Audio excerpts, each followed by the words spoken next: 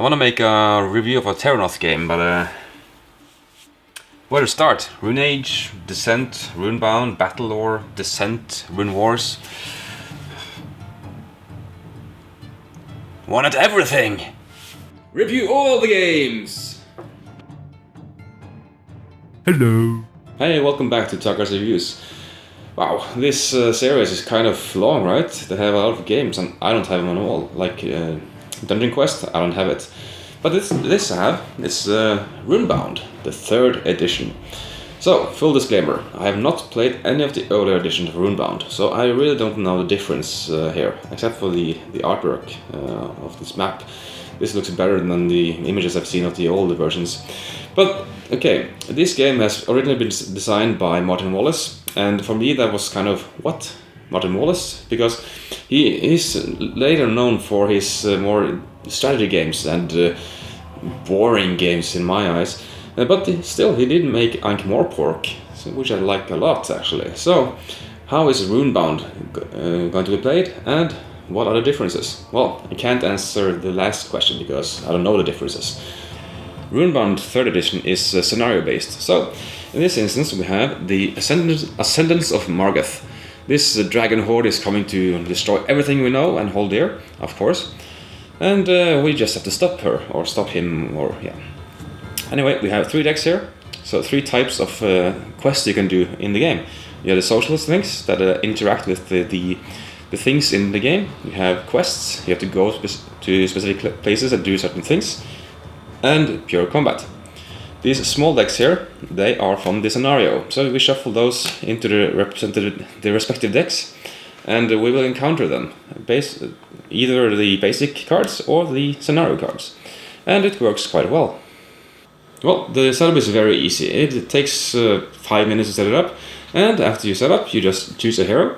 You pick up all of your tokens that belongs to you, some cards and stuff, and you're ready to go. Just place it on the map somewhere and hope you have chosen correctly or wisely, because it doesn't really matter where you start. It's kind of equal everywhere you go. Let's say I start here at Skydown with this character. We look at his sheet. He has 3 dice here, and this is his exploration dice. So I pick up 3 of these dice, and they are stickers. I was skeptical at first with using stickers, but they sit very well on it, and they work very nice, and they have very good colors as well. So roll those, and each die will give me 1 square or 1 hexagon to go to. So for instance, this one I can use to go on a swamp or hills or grass. So I can use grass, I can use hills, I can use a wild, I can go wherever I want. Or I can just stop here. The map is filled with these tokens, like this one.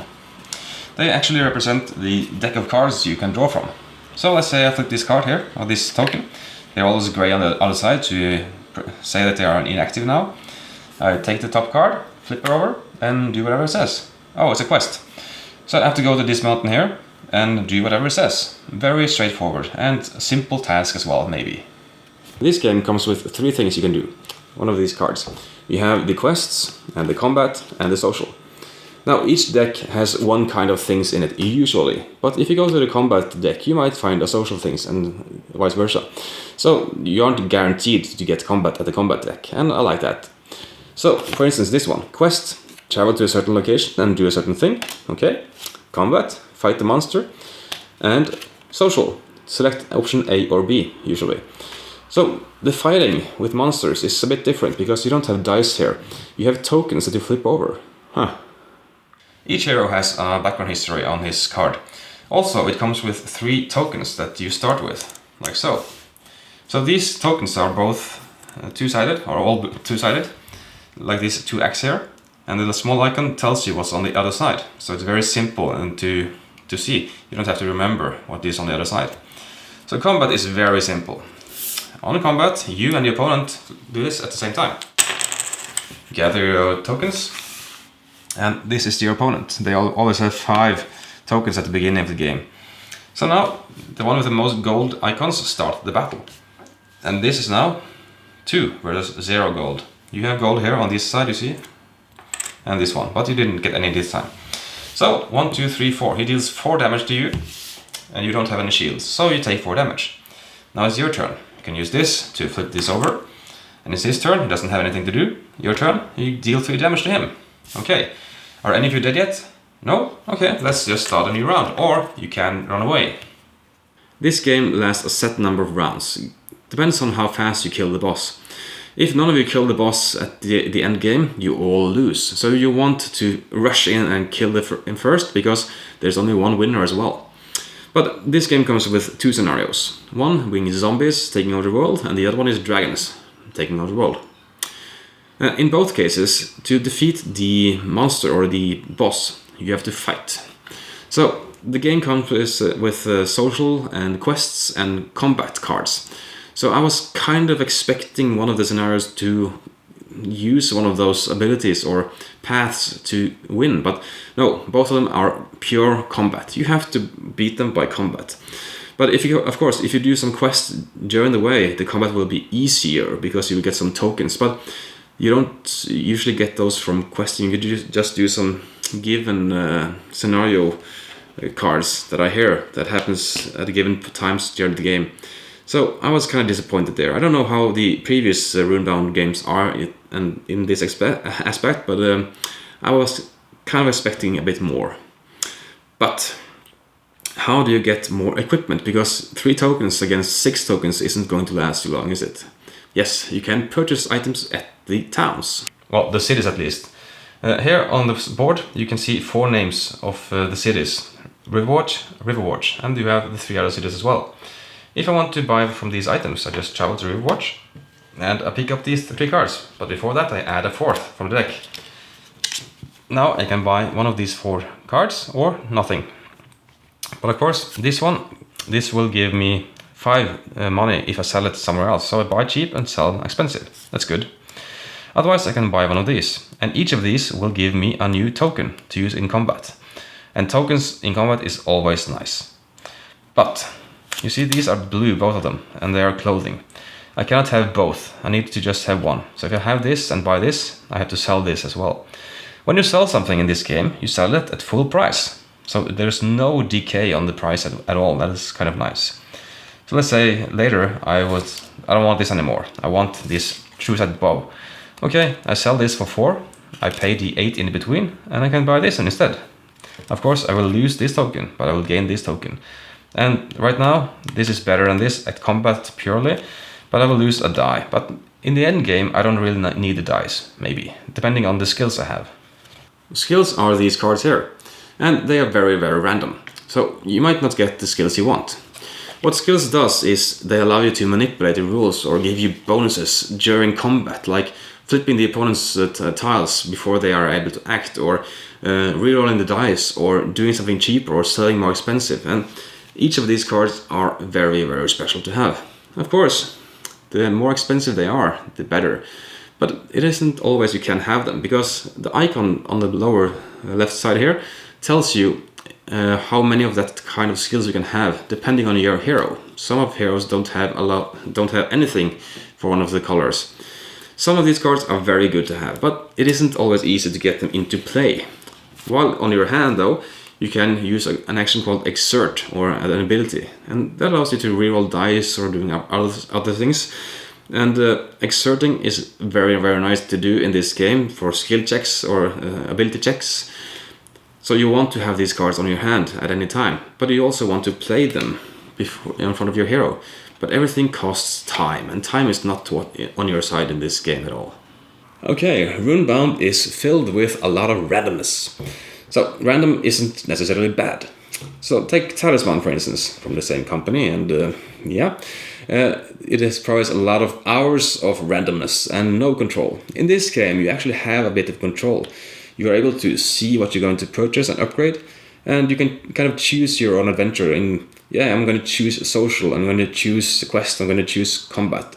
So even though you're not always going to get combat in the combat deck, you're still going for it. So and this game is an adventure, actually. It takes a few hours to play, but for me this doesn't really matter, because a few hours, I was kind of expecting it, and I was expecting it to be random, and I was expecting it to just be an experience, and this game really provides an experience for me. So actually going to compare this with 3 Days, because 3 Days is a very good game. I recognize it for what it is, but I really don't think it's fun at all, because it's so bland, it's so dry. Everything is just tokens and move stuff around. Even the new version, it's the same. This one takes the same amount of time to play, but I really do enjoy this experience compared to 3 Days, where we have meaningful choices and stuff. But here I enjoy myself. I have a good time to playing it, and I don't mind the occasional downtime, because I can watch and what happens with the other players and laugh at their faces when they go wrong and bad stuff happens to them. And it's just an enjoyable game with a lot of randomness. You have a lot of control in this game with the upgrades you get, but the die rolling is kind of, I don't know if it's really necessary to have the dice or traveling. You could just move a number of spaces, I don't know. The dice seem a bit cool idea. Let's see how we can use it. I think it's used the same in the previous versions, but yeah, okay, it works, but I think it's kind of strange. But anyway, I do enjoy this game quite a bit, and the one thing I'm a bit skeptical though is the expansions. Yes, I am looking forward to expansions, but if they're all going to be combat focused or oriented, I'm not sure I really need those then. Because right now, these 2 scenarios that are in the game, they feel very samey. They have a bit different events going on, with zombies appearing here and there, but still I don't get the different experience with the one or the other, especially the end game. So these tokens here are in the base game. They are generic tokens that could be anything. Right here, they are quest markers or dragons. On this side, it's zombies and quest markers. And they really don't add to the theme at all. They just felt very same, and there are bland markers with no expression to them. So, yeah, but I do enjoy this game. Even though it takes a long time to play, I have fun with it. I can play it more times. And solo. Not my cup of tea for this game. I like to play solo games, but here the experience was very flat. With the tokens you have to flip, you have to make meaningful decisions for the enemy. And of course you can think that for yourself, yeah, this will hurt me the most, and you do that of course. But it didn't really feel it. You need to have at least more than one hero, that's for sure.